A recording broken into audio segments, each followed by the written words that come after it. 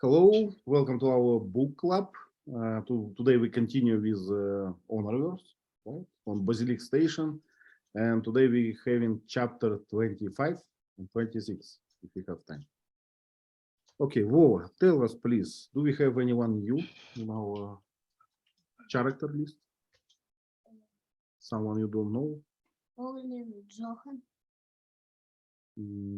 Sure, yes. Okay, Captain, right? Yes. CEO of the Havenite civilian merchant ship Sirius, right?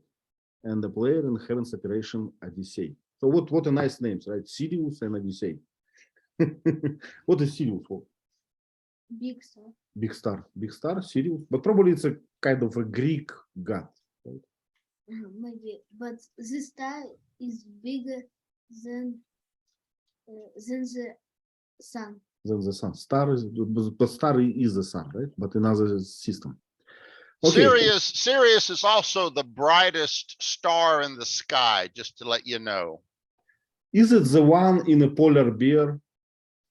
No, this one is located in Orion's hunting dog.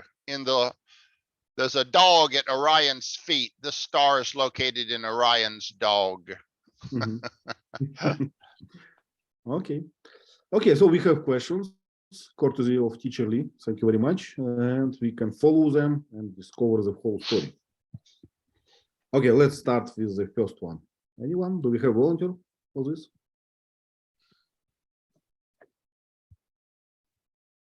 Sally, please. Okay.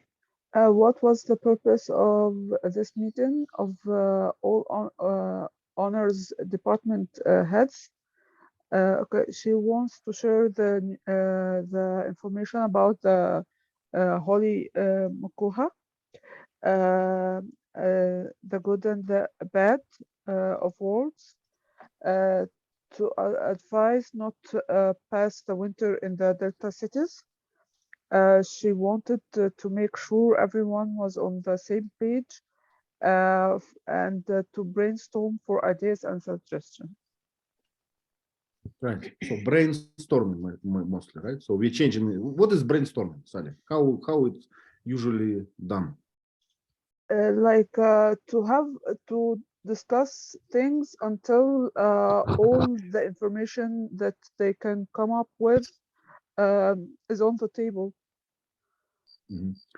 How I would define brainstorming, I think that the idea is not to be afraid to share even silly ideas. So that's for me is the key, right? So I say, let's kill all the Medusans, and people don't frown upon me, right? So Exactly, yeah. Okay, and the pros and cons will weed out the silly ideas. We can't do that. Okay, right. Do we need to elaborate more, Teacher Lee, on the first one? No, we got it. The two key things were the one Medusan reported a warning that they should not spend the winter in the Delta cities. That was one key piece of information. And then the second key piece of information was they found the drug crazed Medusan who talked about the shaman and the holy mekoha and the good off-worlders and the bad off-worlders. So they've got these two new pieces in information now that give them a little bit more of a big picture, a little bit more information. So she wanted to share this information to solicit ideas. What could it mean? How should we interpret this information? Is it valuable or not? Can we trust it or not? She wanted to kind of brainstorm this information. Yeah. Right. Yeah. Okay, so let's go to the number two. Jihan, please. What contributions did Dr. Suchon maybe make during this meeting? She seemed ignorant and inept. She contributed almost nothing. An owner had to ask her subordinates about the situation. Well, I like it point made by Honor, right? So should we trust this drugged Medusan, right? So this stoned Medusan, should we trust him, right? So, or it's just, you know, maybe he's delirious, maybe he's making up stories from thin airs, right? So when I drank, I can, you know, told you about, I don't know, Americans capturing Mars, but nothing happened. Actually, we cannot hear you somehow. Drunks traditionally see pink elephants. Never heard of this. So if you say I'm seeing pink elephants, that means you're drunk. Yeah. I see. Funny. Okay, and Dr. Suchon, she was asked, right? So should we trust this information or not? And what was her answer? Do you remember? That she's not part of the Navy, I think, or from the crew. Like she is a doctor, and it's like above her head. Teacher Lee is showing this smile called shrugging, right? Yeah. We call this the midshipman salute because they don't know anything. Nice. Okay, so no contribution at all. No, so Dr. Suchon was kind of useless at this meeting, and as we remember, kind of a bit of before, right? She was useless. Okay, I think it will be a key point later, right? Okay, let's go to number three and sign remain and his contribution. Midshipman salutes. Gerard, please. Okay. The first one is what the Havenite communication between the ship and the planet ceased for a week. Since for the last week it has ceased. That's something weird. The second is the Havenite consulating the planet. It was built like a fort, so it could resist an attack from the stilts. And the third, that they have a small enclave with a small contingent of personnel, and in case there is an attack, so they would suffer some injuries or some Casualties, right? casualties or something, because so they could justify that they were not part of this insurrection. So everything, the three things together, makes things quite suspicious. Right. Yeah, so they kind of protected themselves, right? But not too much, right? So we are in the danger. We can have some casualties as you are, so we are not the obvious puppet master, let's say. Right? That's the idea. Okay. I'll say one thing. If you've ever watched a lot of Hollywood movies, for example, when a person when kind of a spy helps someone else escape, what do they always say? Hit me, knock me out, shoot me in the arm. Oh, so it looks like they got injured trying to stop the enemy from getting away. So this is so if you don't have any injury, they say, well, how'd they get by you? I guess I just wasn't looking. You know, you got to be knocked out to make it plausible. Good analogy. Yeah. Okay, so it was in signed remain, right? Clever guy. What about McKeon? What was his contribution? Number 4. Anyone? Shaima, please. Hello. Number 4, what contributions, insights, and observations did McKeon make about the Havenites having a small trading enclave at the edge of the countryside to the north? Yes.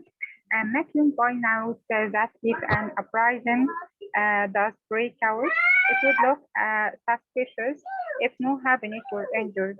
So it would be convenient for the Havenites to suffer life losses early in the attack to make them look like most innocent of warriors who deserve sympathy for their initial losses. And then McKeon knows that the Havenite junction traffic through the system is running at a normal level, and that only 2 Havenite ships are in orbit at present, a courier boat with a diplomatic immunity and a freighter named Sirius. And these latter 2 ships have been in orbit for a suspiciously long time. So the Sirius was a very large civilian merchant freighter whose CO was Captain John Caglin. Right, right. So again, Havenites looks suspicious, right? So all the logic, all the kind of hypothesis shows to them. I remember in the book it was written, I forgot who said this, some female officer. She said that, you know, too many points, too many ideas directs us to Havenites.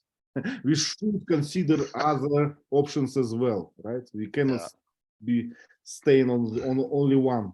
Yeah, remember this. Sometimes a third party will try to play, you know, 2 enemies against each other. China tried to do that. You know, China would support Russia to get Russia against the US. If you watch the James Bond movies, Spectre, the bad guys are always trying to get the USSR and the USA to start a nuclear war. So they all die, and then Spectre just walks in and takes over. Right, right. Well, it's comfortable, right? We I don't know if it's a common term, but I remember we call it a proxy war. It's some kind of war that you make by others' hand, right? Not your own. Proxy war. Yeah? So everything is going, everything is kind of pointing on Havenites, but who knows who it's exactly, right? So a good point. I like it. Okay, so let's go to the Sirius, right? Finally. So what is this? What do we know? Sirius, a Havenite merchant freighter ship. Anyone? Number 5.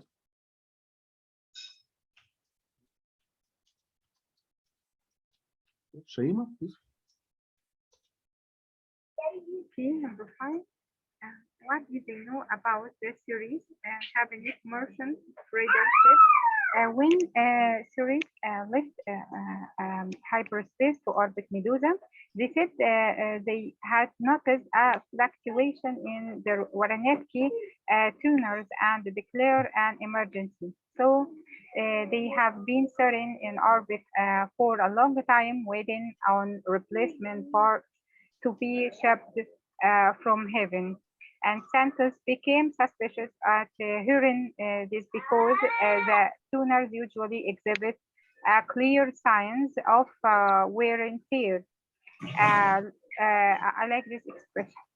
Long before they would begin a fluctuation. So this is not something that would surprise a CO in hyperspace. And they would have known well in advance that the tuners needed maintenance.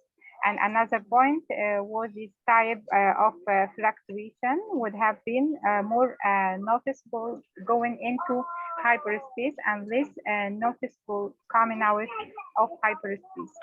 So it didn't ring through as a cover story. Mm-hmm. So I think we covered like number 5 and number 6, right? About Santos, the engineer, right? Yep. Dmitry Yep. Santos, it's an engineer who kind of found illogical things and declared what was the damage, right? So I say my car lost the tire, right? So let's think how often it happens and all these things, right? So engineer thinks about this like logically, mathematically, right? Yep. So in number 5, the Sirius was a very large ship. They could take the HMS Fearless and put it inside the Sirius as cargo. It was a big ship, okay? And it had a problem. And then number 6 that Shamal also covered was their description of the problem didn't make sense. So it was obviously a lie, a cover story. Okay, that only an engineer would be able to recognize. Okay. Yeah. But we also should admit that Dominica Santos was not sure, right, that we can prove that it's fake. We know it's fake probably, but we need some kind of proof to show, right? So we need some kind of, what's the word for this, discrepancy, right? To find some kind of something that Evidence. Yeah. evidence, yeah, something that not adds up, right? Usually adds up or sum up. Yeah, something doesn't add up. So something doesn't add up. Mhm. Something doesn't add up. Nice. So we need clear evidence. Yeah, need clear evidence. Yeah, Or, and or proof. Yeah, or proof. I remember there was an idea. So why it's suspicious? Because this kind of huge ship, it costs a lot of money to be in one place, right? It must work. So, but if it stay in one place, everyone gets suspicious, right? So you don't make your money; you just spending for nothing, right? So even for Havenites, it's not common, as it say. So it's kind of like a big truck shipping company, and they're just keeping all their trucks sitting in the parking lot for months. Why? They could be out there making lots of money. Why are they all sitting here just, with the engines running, wasting gasoline? It doesn't make sense. It doesn't make money sense. So Yeah. money is always root, right? So money always show you where it's real. Yeah. Okay, so we understand about Santa's suggestion. What about Webster? What he contributed during this meeting? Sally, please. Webster suggested that they got close enough to tap into their communication traffic. Mhm. Yeah, so it was a part of this kind of finding an evidence thing, right? So we will get close and we will see, do they communicate and everything, right? That's the idea. And like eavesdrop on their communications. Yeah, it was a method of communication. And there's a little subtlety here that what he was suggesting was illegal. Mhm. Mhm. He was suggesting to illegally tap into their communications to listen to what they're saying. So by making that suggestion to his commanding officer, he's going out on a limb. He's saying, let's do something illegal, boss. So he was kind of being a little risky by suggesting such a thing. And Honor took into account that he was risking his integrity to help her. Right. So he was willing to break the law to help his CO. So she was kind of touched by that. The crew are starting to help her, worry more about her problem than their problem. So this was another, ship morale was getting behind her. Okay. Yeah. Fatima, would you like to add to this question? Yes, number 8. About Okay. Honor, what action did Honor order as a result of this meeting? So after hearing all these contributions, she ordered to change the orbit and also to send a cutter in order to be so it can pass closely to or close to the Sirius for visual inspection for its outer hull. Mhm. So can we say it was an inspection? Probably not, right? It's kind of observation, right? So we're not inviting anyone. We are just looking from the distance, right, and trying to get some evidence. No, she was going to send the cutter Yeah. to another Manticore merchant ship to invite the captain to dinner with her. So that was her excuse. She was going to change orbit and then send a cutter past the Sirius to the Manticore ship to invite him to dinner. So that was the excuse for the cutter going close to the Sirius and for changing orbit to get closer to the Sirius. Yeah. And it talks in the chapter about the merchant captain, if he's just sitting there, you know, and suddenly, you know, a military cutter, Navy cutter comes on board and says, would you like to have dinner with our captain over on our warship? For that to come as a surprise to a merchant ship captain, he could interpret that two ways. He's done something wrong and he's being invited over there to be chewed out and punished, or it's just a polite invitation. So the captain of the Manichorian merchant ship, he was kind of, oh, have I done something wrong? That she wants me? She's inviting me to come to her warship to have dinner? Have I done something wrong? Or is she paying me an honor? So the captain would have been confused, but she didn't care about the captain's confusion. Yeah, and I understand. Yeah, to make an analogy, right? Let's say some kind of sheriff of the town just invited me to the dinner. Would I be happy? I doubt. Jihan? I want to add that even when he come to the dinner, he noticed that none of Honor's crew was noticing him or waiting for him, because everyone was busy inspecting or trying to tap into his communication.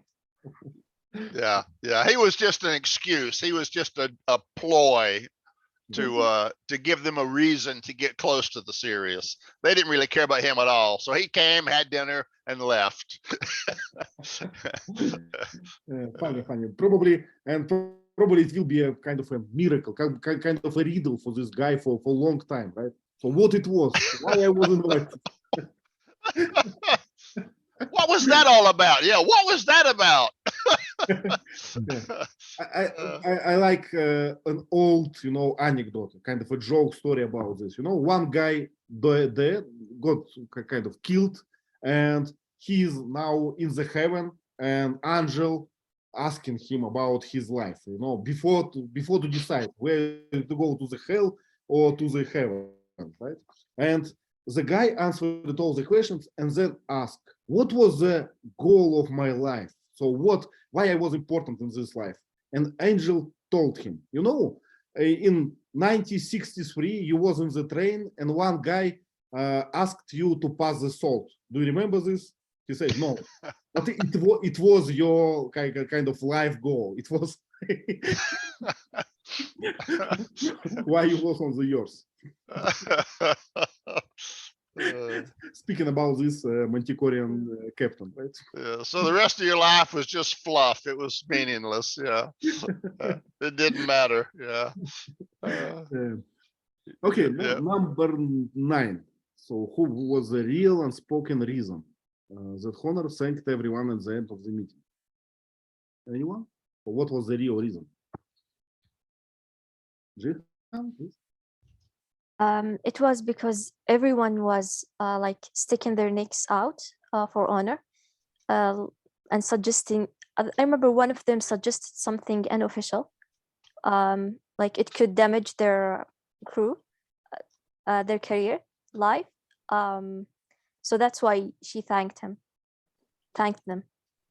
Right. So it's kind of they're a team now, right? Very kind of close to each other with one goal and even ready for illegal action, right? So they're not a team anymore. They are a gang, I would say. That's one way to look at it. Yeah. Okay, that's all about number 25, right? Let's go to the next one, right? Let's keep our questions for the end, right? Try to switch it. So assign number 26. I forgot to list characters for this one. Well, do you remember one? Let me see this one. But it's not a problem. I remember that it was Honor, Demastale, and who? Webster, McKeon. That's all probably. Yeah, no new character. Well, they mentioned Coughlin, but again, Normal characters. Yep. Okay. Okay, let's go to 26 and question number 1. Anyone? What did Honor learn about the nodes of the carrier boat and the Sirius? Do you remember, right, on the orbit of Medusa, there are not only one ship of Havenites, right? There are two, at least. One is a diplomatic carrier boat, so with, how we call it, you cannot inspect it, immunity, right? Diplomatic immunity. Yep. Yep. You can't inspect it. You can't stop it from moving. Yeah. It can do whatever it wants. Yeah. Probably paying for, for the officer, right? Yeah. And another one is the Sirius, right? So we learn about it just now. And what does mean nodes in this context? How we learn about the nodes of the carrier boat and the Sirius? Nodes are kind of like engines. They've got alpha nodes and beta nodes, which are Greek letters, alpha, beta. So alpha nodes and beta nodes. One is for normal impeller travel, and the other is for hyperspace travel. Right. Okay. So it's like the ship's engines. Yeah. Can you answer what Honor learn about this node? That they were working and Yeah, it's number 2, right? Hot all the time. But before that, do you remember she was surprised that they are huge, right? yeah. Compared to the size of the ship, I remember this node was kind of, the word for this, exaggerated, right? More than that needed for this ship. Right? Well, actually, for number 1, the hot nodes was the answer. That's what we're looking at for number 1. So hot does mean that it works all the time, right? Yes. Why? You don't know. Yeah, but we don't know exactly, right? But what we can suggest, what we can suspect. Maybe the ship wants to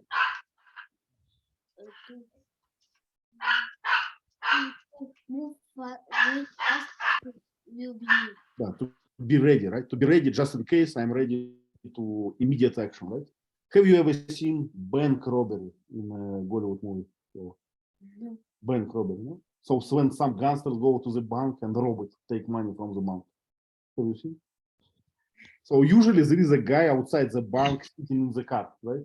And car engine is started, right? He didn't switch it off because he must be ready. Something will happen, you know. That was in one of our Dirty Harry movies. Remember, the Yeah. car exhaust smoke was coming out the tailpipe. It's running. The engine's running in front of the bank. It didn't turn off.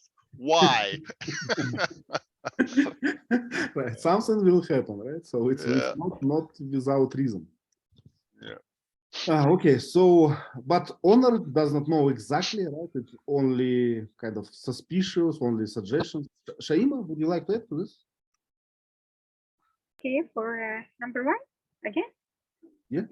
Okay. Yes. What did Honor learn about the nodes of the career boat and the series? Yeah.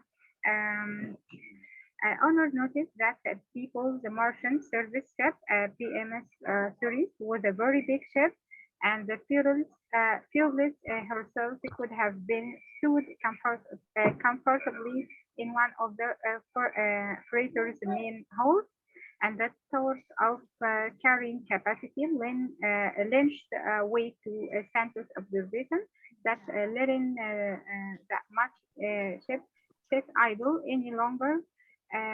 Then you had to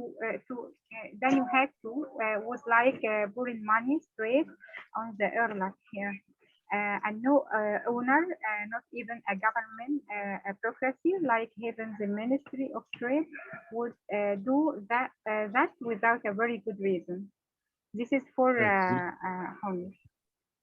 Yes, there is no reason for this and many reasons against this, right? And it's our question number 2, right? So what was odd about keeping the nodes all the time? Yeah. Anyone would like to add something to number 2? We go with you. So again, it's about money, right, teacher? So you Yep. would not stay in your truck with the engine switched on, right? Just wasting money and everything for no reason. So it's And I'll mention something else, but just like a car, if you leave your car sitting in the yard with the engine running all the time, two things are happening. One, you're wasting gasoline, you're wasting fuel. Two, the car engine is not designed to run idle, not moving for a long period of time. If you run your car engine all day long, just sitting there, it's bad for the engine. The engine will accumulate a lot of dirt and grime, and the engine will have problems sooner if you do that a lot. Cars are meant to go quickly so that the hot exhaust gas can blow dirt and stuff out the tailpipe. If you're sitting there idling, you don't have much power, so the dirt doesn't blow out of the engine and it accumulates inside the engine. So when you run an engine at low speed for a long time, it's not designed to be run that way. So it actually slowly damages the engine and its lifetime will be shorter. right. Yeah. So, Gerard? Now the cars have a system when you are stopped in front of a traffic light, the engine automatically stops. So you don't waste fuel and you don't pollute. Yeah.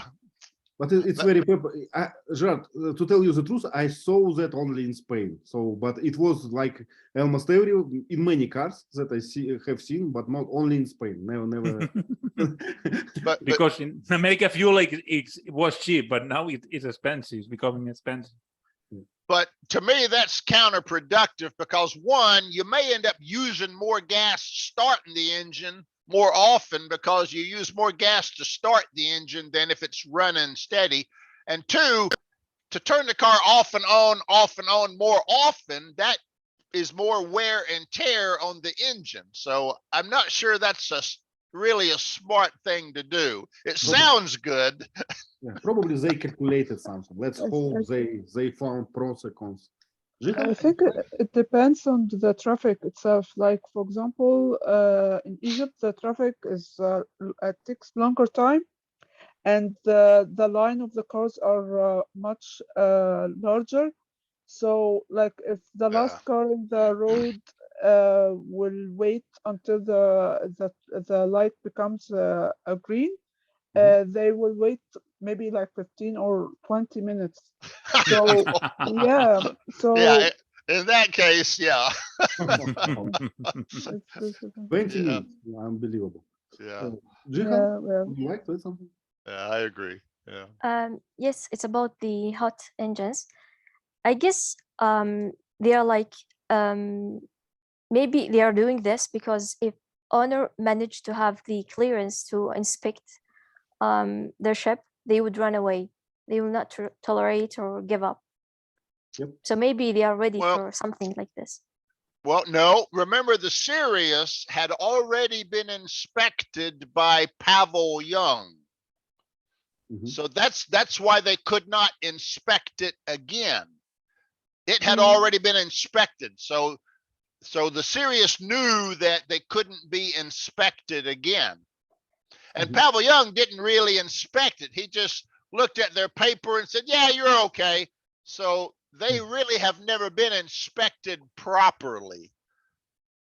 I guess Pavel Young just gave them the permission to stay there without Right. inspecting. Right. So, Mhm. but he said he inspected. Oh, So because he said he cleared them. So now Honor can't say, I want to inspect your ship because it's already been inspected by Pavel Young. So Mhm. that's why she can't go on board and inspect. So she's got to do it secretly, clandestinely now. Mhm. uh-huh. That's why she's going through this orbit change and the cutter going by the ship and trying to eavesdrop and spy, zoom in on their hull. That's why they're trying to do this, because they've got to do it secretly now because Pavel Young already said they were okay. Speaking about hot notes, I remember some analogy from real life. You know, in Russia, when you buy an used car, like car from trade-in or from other owner, it's often mentioned in the advertisement that it was never used on the north of the Russia, on the north. Do you understand why? For the weather, Yes, cold weather. yes. So on the north of the Russia, people start their cars like in the beginning of the winter and never switch that off, because if you switch it off, you may not start it again. So it's worth like 9 months long during the winter. Yeah. Wow. So they just keep adding gas to it the whole winter Yeah. without turning it off? Wow. Oh. And electric cars don't work there. Don't I work. think. Yeah. I told you Siberia was cold. Yeah. And that's why on the north of Russia we like diesel cars, because you know they're more economical, especially on low kind of rotation or something, on low gas, so they can work on low gas and you know spend 1 glass of the petrol for the night. So it's very convenient. Okay. Interesting. Okay. So let's go to number 3. Com officer Webster. Sally, please. Okay. He detected a secure communication going between the carrier boat, the Sirius, and the Haven on the planet's surface. So this was suspicious to them. Yeah, it was interesting. So they used kind of a laser, right? So a light to convince the message, right? To convey the message, and it was a very kind of highly focused, right? So small diameter. And also, do you remember it was written that it was scrambled, right? So it was a coded and with a how we call it, with cryptography, right? Yep. And it makes me wonder, why do you need to use, you know, slow diameter if it's already encoded? So probably no reason for this. So they're trying to hide the fact that they're communicating at all. Right. It's like they're talking to someone secretly, but you can't see them talking. They're trying to hide that communication network. So you can't listen to something. If they broadcast in all directions, you can listen and know that they're broadcasting. But when they broadcast on a narrow laser beam, if you listen, you don't hear anything. There's no communications. Well, there is, but you can't detect it. Yeah. Well, if I was an officer, on this, you know, Medusa orbit, I would very kind of suspicious about the ship who is in my space for 3 months and not communicating to anyone, you know, just a rock on the orbit. Well, they were communicating before, but I mean, they've got some normal communications, but they've also got this extra secret communication line. So that's what's suspicious. Yeah. One question for Teacher Lee. Is it possible in the Honorverse to have interstellar communications? Like, can they communicate to Manticore from Medusa in a fast way? Not by radio communications. What they have to do is they have to launch a beacon, like a buoy, a separate device that can travel outside of hyperspace and send a message. So while they're in hyperspace, yeah, they can't communicate. Mm-hmm. Yeah, correct. You got to be in normal space to communicate normally. Mm-hmm. Yeah. Yep. And we'll learn about that in this book. Spoiler alert. Yeah, spoiler alert. Yeah. Kind of, yeah. Okay. Okay, so let's go to number 4, right? Shaima, would you like to?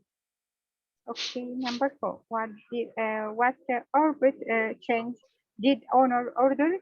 Yeah. She ordered to change the ship orbit and to place it directly to the rear of the Havenite courier boat. And this would requested Basil McKeon himself, and she then asked him to determine if the courier boat's nodes or engine were being maintained hot all time. And she ordered the fearless engine to be kept hot as well, to be ready for immediate pursuit if need be. And it was later confirmed that already the Havenite courier boats nodes were being kept hot all the time.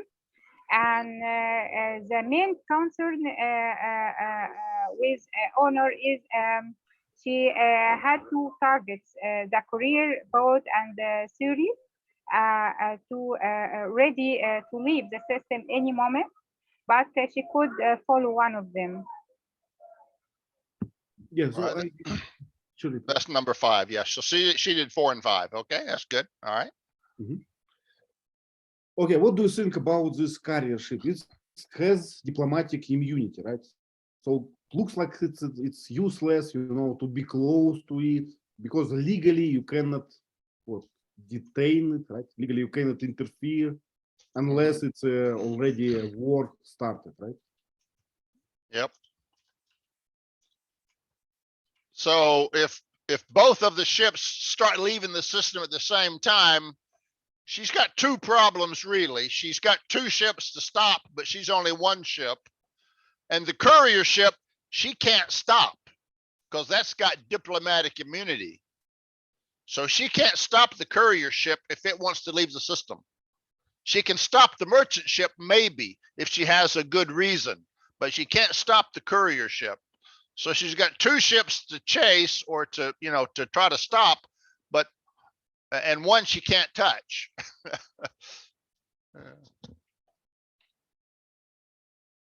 I'm sorry, my internet got unstable. So Okay. I'm going to share it back. Okay. So I okay. was saying there's 2 targets she's got to chase, and she's only got 1 ship. And the courier ship, she can't stop anyway because it's got diplomatic immunity. Right. So this is her problem. If something happens, she's got a dilemma.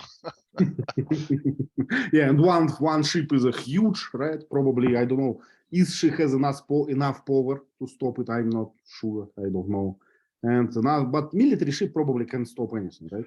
Yeah, merchant ships don't normally have military engines. So Right. they're not as powerful. They can't accelerate fast like a military ship. Merchant ships are slow and sluggish like an elephant. Yeah, but there is a reason for this, right? It's and the reason is kind of efficiency, right? Economy. So if you you are on a, let's say, the fighter jet, right, you have to move fast, you have to make maneuvers. But if you are slow civilian plane, why do you need this, right? You need to be effective. Exactly. Exactly. Yeah, exactly. Yeah. Okay. So we have the last one, right? Number 5. We covered the rest. Yep. So concern, honor relate to Dame's tale. Anyone?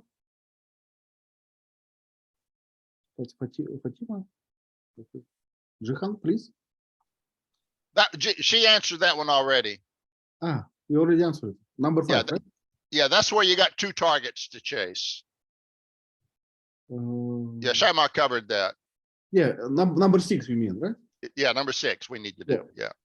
So we have the last one, number 5. If I'm fine, we didn't cover this. No, we Relay? did. We did. Ah, okay. So actually we finished with the chapter, right? Well, no, we did number Number 5. 6 still. We got to do number 6. I'm sorry. Jihan, could you please cover number 6? Okay, she wanted 2 changes. The first one is the Marines should be kept inside the pinnaces on board the Fearless all times. And the second thing that she wanted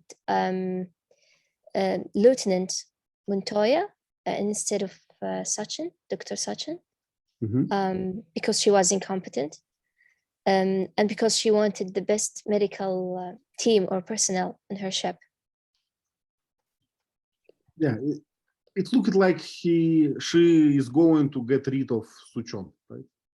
Yeah, she said they could manage her dead weight, I think, on Basilisk stage. So she had to support Basilisk, but Basilisk has their own medical staff at a low level. They've got, nurses and low level doctors. So they didn't really need Suchon that much. So she swapped Suchon for planet duty and took Montoya back on board the ship. Mhm. Yeah.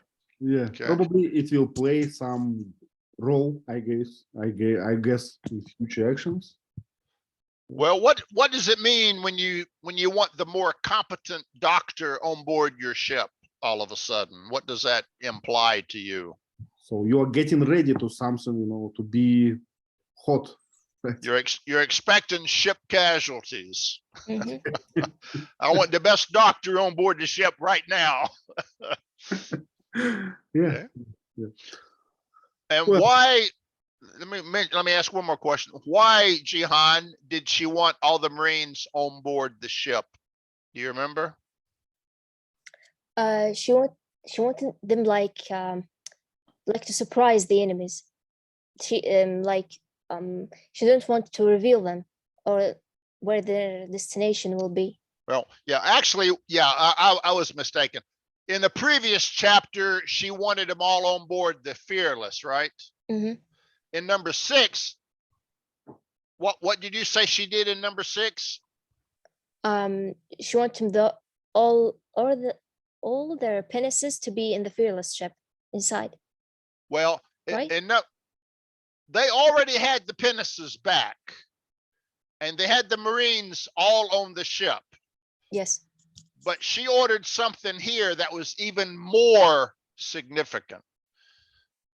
The Marines were staying on the Fearless. Yes. She wanted the Marines inside the pinnaces all the time, ready to leave in an instant.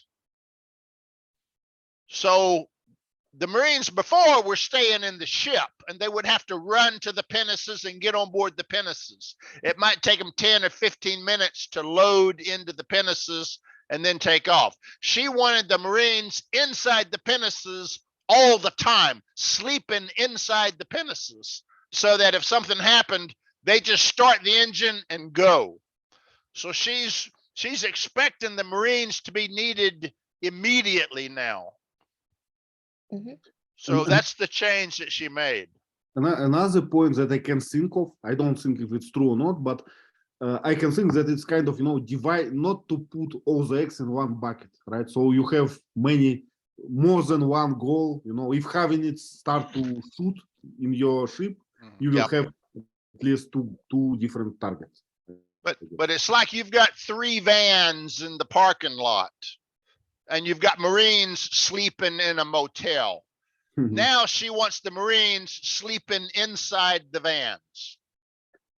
That's But what she ordered. I want the Marines inside the vans, sleep there, talk there, wake up there. They stay in the van all the time. Yeah, but That's what she ordered. Yeah. You cannot do this for long, right? If you do this for long, so moral of the soldiers will go down like extremely, right? Right. So probably she's expecting that hot phase will start just soon. Exactly. These 2 orders that she made in question number 6 means she's expecting something to happen very soon. Yep. She's expecting the Marines to be needed, and she's expecting casualties on the ship. So she's thinking ahead, and she's thinking it's going to happen soon. Okay. Okay, we will see this very, very soon. Yeah. I guess. Okay, and we forgot to make a title for this chapter. Jihan, can you help us? Maybe you can say unraveling the threads. Wow, complicated one. Okay. Unraveling the threads. Okay. Okay. I would say anticipation or something. So it's we are at the point we are almost understand that it will start just now. Okay. Anyone else, please?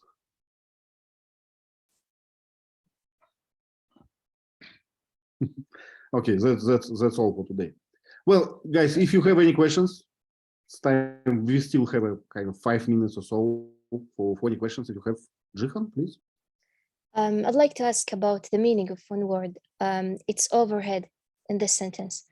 Is it the expenses that the companies or the organizations paid, like, and they don't get the advantages or benefits? Yes, overhead has two meanings. In the military, the overhead is the ceiling. Mhm. In financial terms, overhead is money that a company must spend that is not profit. So in other words, if I've got to buy coffee, if I've got to provide a cafeteria for my employees, my customer, I can't charge my customers to pay for my cafeteria. So I've got to provide that cafeteria out of the company's own money. So if I provide free coffee and donuts to my employees, if I give my employees a child care center, if I have to have my employees fill out timesheets and do things that wastes time, but I've got to pay them for that time. If I train my employees, that's time they're not working for a customer. So I'm spending money that's not helping me make a profit. All those administrative business expenses that I'm spending because I have to operate, but it's not making me any profit from my customers. We call that overhead. That's money that you have to spend, even if you're making zero profit. You've got certain overhead you've got to always spend. You've got to pay salaries all the time. If you don't have any customers, you still got to pay your salaries. So that's overhead. Those are costs that you always have to pay, and they don't contribute to your profit at all. Like it has nothing to do with the wanted outcome. Yeah, basically, yeah. We call it the cost of doing business. You have to spend that no matter what. Yeah. Okay. Yep. So it's not a kind of a voluntary spending, like, if I want to buy a ticket for a gym for all my employees, it's different, right? It's kind of a perks or something. Yeah, and that's why the pandemic drove a lot of companies bankrupt. When the pandemic happened and all the customers stayed inside the house, all these businesses are out there, they're paying building rent, they're paying electricity, they're paying employee salaries, and they're having to spend this money every month. And there's no customers, there's no money coming in, so they're losing. This overhead is draining their money every month. That's why they had to fire people. They had to say, we can't afford to pay this big building rent, so we're going to let you work from home and we're going to move into a smaller building. So they had to cut the overhead costs during the pandemic. And a lot of businesses couldn't do that, and they went bankrupt. Yep. Overhead is what drove them bankrupt. Yeah. Understandable. Thank you. Now I think I understand what is overhead now. Anything else? Yeah. So that's like rent, salaries, electricity. What other kind of overhead do you have, Ivan? Constant monthly expenses that you always have to pay no matter what. Yeah, understandable. I remember during the pandemic time, many these big buildings, office buildings, they canceled the rent in Russia. They say, we understand you will, your business will close if you will pay rent. So we give you, they call it a vacation, rent vacation for some time. Now we had that in America too. We called it a rent moratorium. Moratorium means you stop temporarily, okay? So a lot of people didn't have to pay their rent. Wow, this is great. The problem is the person that owns the building that they're paying the rent to, he probably doesn't own the building. He's paying a mortgage payment on the building. So suddenly his renters don't have to give him any money, but he still has to pay the mortgage to keep the building. So it helps the renters, but it kills the building owners. A lot of the building owners lost their building because they had to default on their loan payments. Yeah. So it's not fair. You know, when you help one person, you're going to hurt someone else. It's a zero-sum game. How rob Peter to something. Yeah, you're robbing Peter to pay Paul. Nice. Anything else, guys? Any questions? I have 2 more questions. Mhm. Do you use in American English monkey around? Because they used it in the book here. To monkey around. Yes. That's to act silly, to waste time. So it's familiar or common? Yeah, another word we use for it is horseplay. Have you ever seen kids? You got 5 or 6 kids sitting around and, you know, one will start pushing another guy, or they'll start, you know, one will dump water on someone's head, and they just do stupid, silly stuff because they're bored. We call that horseplay or monkeying around. They just do stupid stuff to waste time and amuse themselves. Yeah. Okay. And the other one is point blank. I heard it has something to do with shooting, but can I use it like in other contexts in general? Something close to me? Yeah, point blank means you can't miss. Mhm. This is point blank. I can shoot you point blank. I can't miss.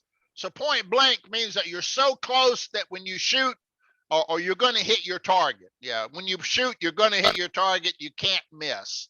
So point blank really means very, very, you're up close. Mhm. So it's So only normally- about shooting?